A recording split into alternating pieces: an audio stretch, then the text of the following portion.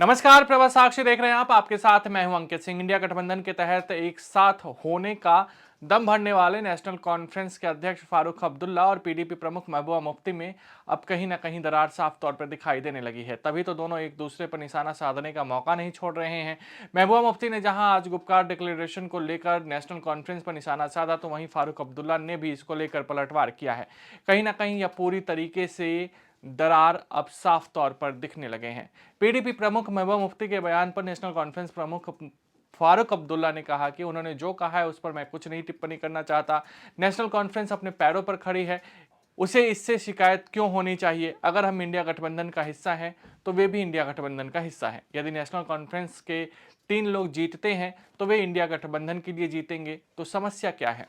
Alliance को लेकर आपने पिछले 2-3 दिन से बिल्कुल क्लियर कर दिया है कि वैली की सीट्स पर नेशनल कॉन्फ्रेंस जो है कंटेस्ट करने वाली है।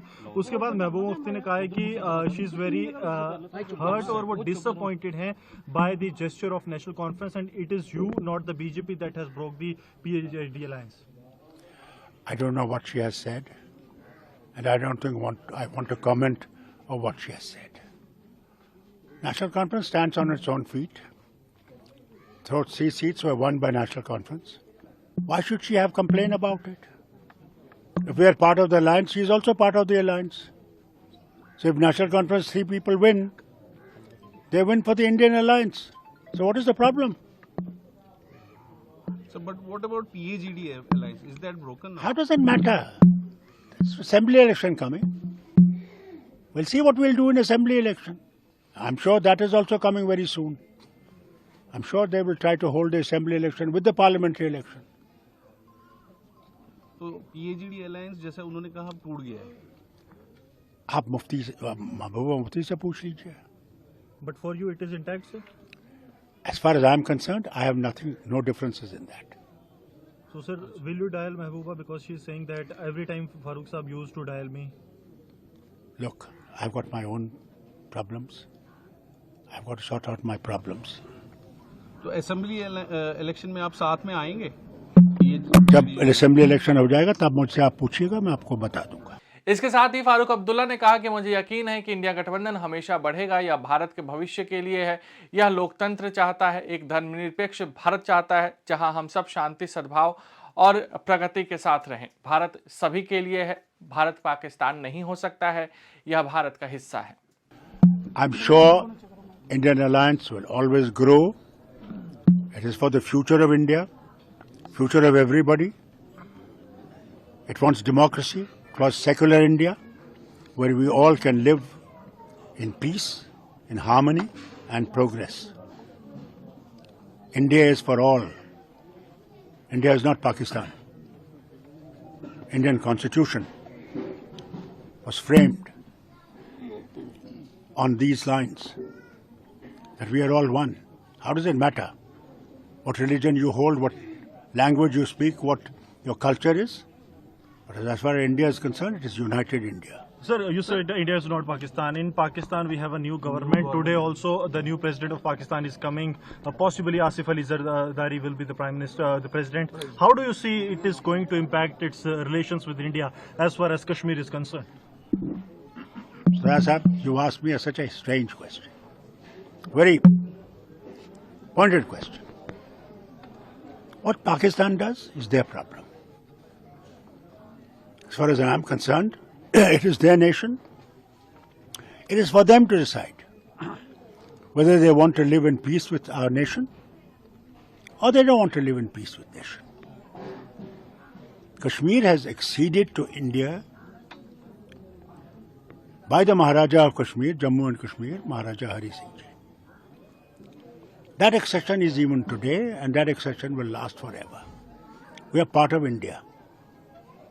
So there is no problem for us. It is for them to decide what they want to do. Peoples Democratic Party की अध्यक्ष महबूबा मुफ्ती ने नेशनल कॉन्फ्रेंस पर गठबंधन को मजाक में बदलने का आरोप लगाया था। एक बयान आगामी लोकसभा चुनाव के लिए सीट बंटवारे की व्यवस्था पर असहमति के बीच आया था। पार्टी कार्यालय के एक संवाददाता सम्मेलन को संबोधित करते हुए पीपल्स डेमोक्रेटिक पार्टी के अध्यक्ष महबूबा मुफ्ती ने कहा था कि नेशनल कॉन्फ्रेंस का निर्णय निराशाजनक था। नेशनल कॉन्फ्रेंस ने एक साथ कश्मीर की 3 सीटों पर चुनाव लड़ने की घोषणा कर दी। महबूबा मुफ्ती को ये बुरा लगा।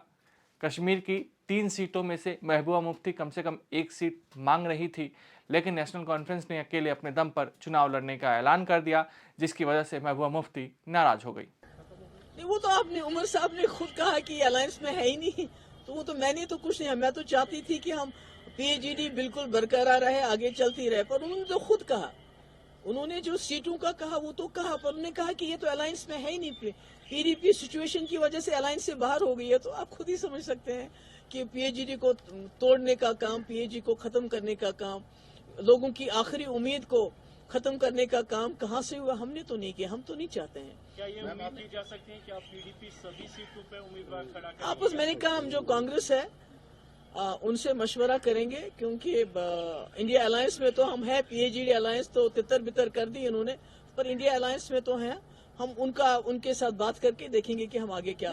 क्या PDP की स्ट्रेटजी साउथ कश्मीर को लेकर अब चेंज होगी, क्योंकि पहले अलायंस की बात होती थी, लेकिन कहीं ना कहीं आपका नाम भी आ रहा है साउथ कश्मीर अनंतनाग सीट के लेकर?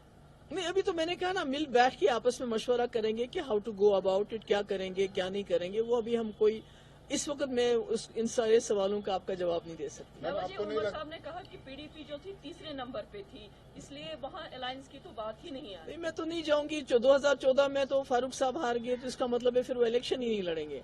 उमर साहब गांधरबल से हार गए, 2014 में सुनवार से हार गए, तो इसका मतलब हार जीत तो चलती रहती है।